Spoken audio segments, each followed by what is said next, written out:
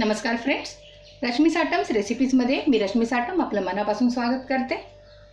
आजची आपली रेसिपी आहे ओला नारळ भरून तयार केलेली मिरची। ही डिश ज्यांना जास्त स्पायसी खायला आवडतं अशा लोकांसाठी आहे। ही रेसिपी बनवण्यासाठी मी ह्या मोठ्या मिरच्या घेतलेल्या आहेत। गुजराती लोकांच्या घरी अशा मिरच्या जास्त प्रमाणात बनवल्या जातात। मिरचीची भजी वगैरे ते लोक तयार करतात। तर आपल्याला ह्या मिरचीपासूनच ही रेसिपी तयार करायची आहे। तर मी सध्या तरी ह्या 4 मिरच्या घेतलेल्या आहेत मोठ्या, आणि त्यांना मधून कट दिलेला आहे आणि त्यातल्या बिया मी सगळ्या काढून घेतल्यात अगदी हलक्या हाताने। देठ काढलेले नाही आहेत मी, कारण ते फ्राय करताना असे धरायला पण चांगले पडतात आणि दिसायला पण छान दिसतात। त्याच्यानंतर मी एक नारळाची छोटी कवड किसून घेतलेला आहे। खोबरं ओला नारळ आहे हा, आणि थोडी कोथिंबीर घेतलेली आहे। लसूणच्या 5 पाकळ्या आणि अर्धा इंच आलं असं मी किसणीवर किसून घेतलं आहे बारीक। त्याच्यानंतर मी पाव लिंबूचा रस घालणार आहे त्याच्यामध्ये।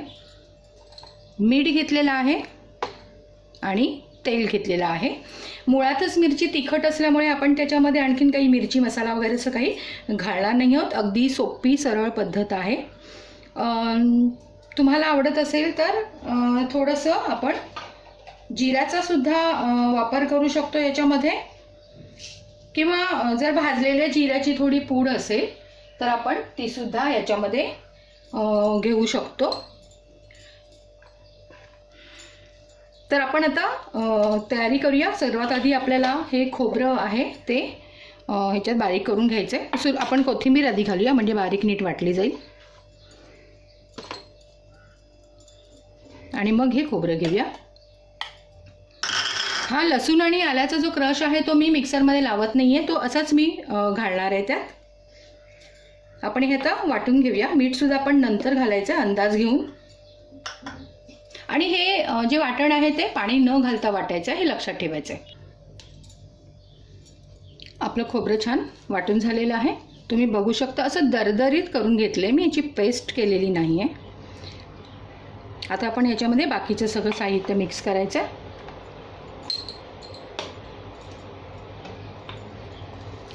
डिशमध्ये काढून घेते मी।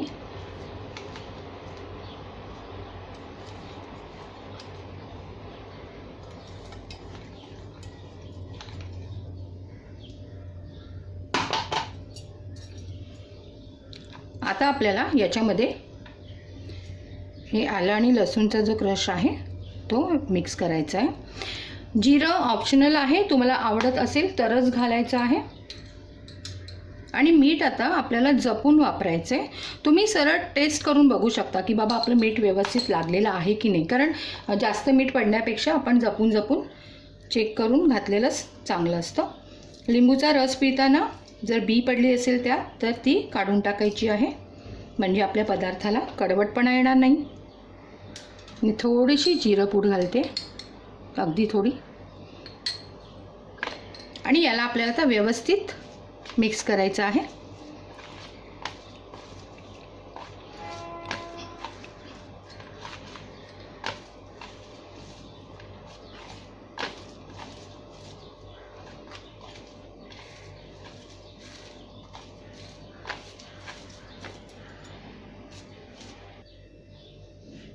मीठ, लिंबू आणि जिऱ्याची थोडी पावडर घालून आपले हे खोबरं तयार आहे।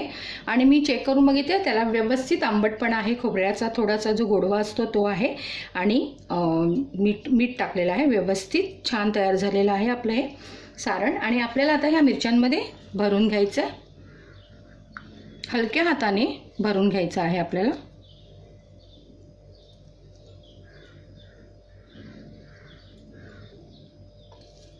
पूर्णपणे व्यवस्थित आत भरलं गेलं पाहिजे।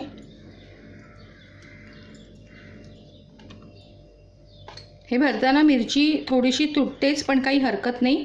जितकं जमेल तितकं काळजीपूर्वक भरलं म्हणजे झालं। ही आपली एक मिरची भरून झालेली छान। दुसरी भरूया। काही जण याला भरून झाल्यानंतर दोरा गुंडाळून घेतात, की जेणेकरून त्यातलं सारण बाहेर पडणार नाही, पण मी काही दोरा वगैरे असं गुंडाळलेला नाही आहे। डायरेक्ट यात भरून घेते।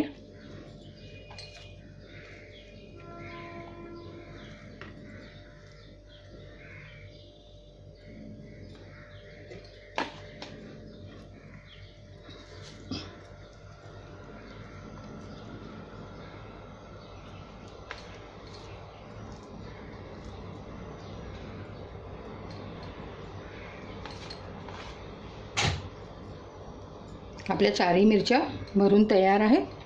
हे जे सारण उरलेलं आहे ते आपण दुसरा कोणताही पदार्थ बनवण्यासाठी आपण वापरू शकतो. आपण आता ह्या मिरच्या फ्राय करायला घेऊया. मी तवा तापायला ठेवला आहे.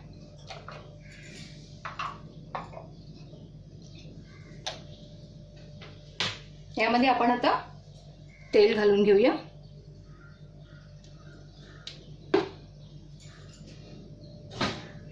हा माझा जुना तवा आहे आणि ज्या पण काही फ्राय करायच्या गोष्टी असतात ते मी आधीपासून याच्यावरच करते. हा माझा खूप आवडता तवा आहे.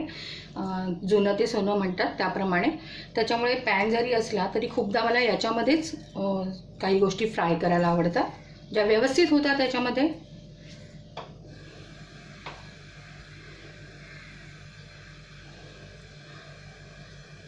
आपलं तेल व्यवस्थित तापलं की आपण याच्यामध्ये मिरच्या फ्राय करायला ठेवायच्या आहेत.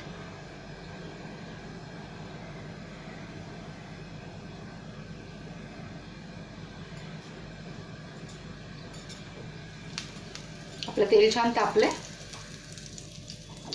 गॅस मध्यम आचेवर ठेवलाय मी आणि आता आपल्याला याच्यात मिरच्या ठेवायच्या सावकाश.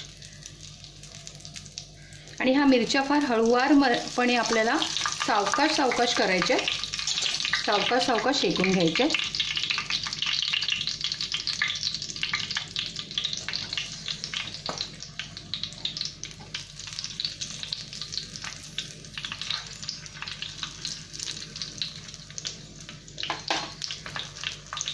काही रेसिपीज या खूप नाजूकतेनेच कराव्या लागतात. हळुवारपणे छान प्रेमाने करपू न देता.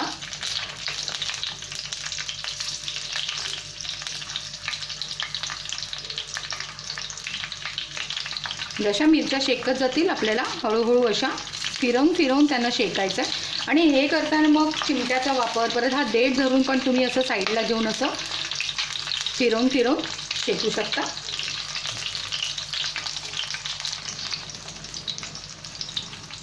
आपण पाहू शकता एका बाजूने आपली मिरची कशी शेकली गेली आहे. ही पहा, मिरची जशी शेकत जाते ती थोडीशी ओपन होत असते.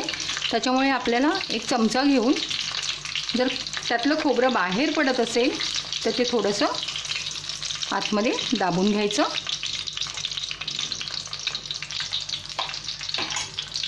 मिरची मागून थोडी शेकली आहे. आता आपल्याला तिला कडेने शेकून घ्यायचं आहे.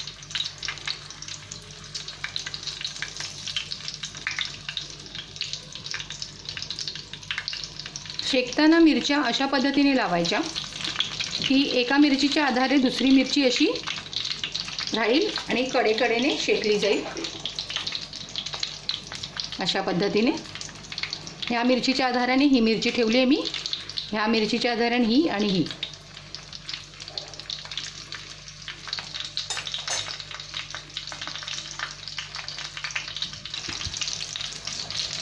आपण आता ही मिरची त्या दिशेने फिरवायची आहे. ही पहा, ह्या बाजूने पण आता छान शेकली आहे ती.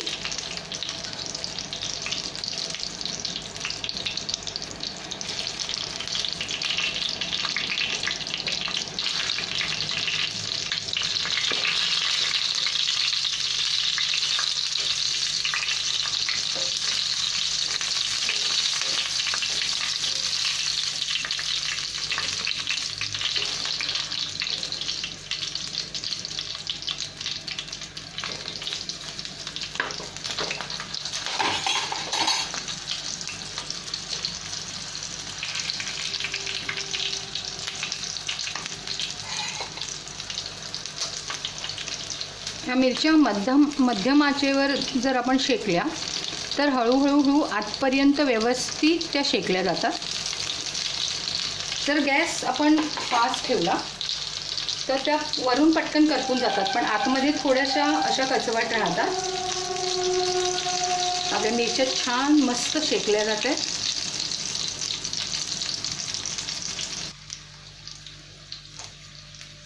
आता आपल्याला ही मिरची ज्या दिशेने आपण खोबरं भरले त्या बाजूने शेकून घ्यायची. थोडंसं तेलाच्या बाहेर ठेवून म्हणजे खोबरं तेलात पडणार नाही. हे पहा, हे खोबरं आहे आणि ही मिरची आता मी खोबऱ्याच्या दिशेने अशी कढईला ठेवून शेकून घेणार आहे.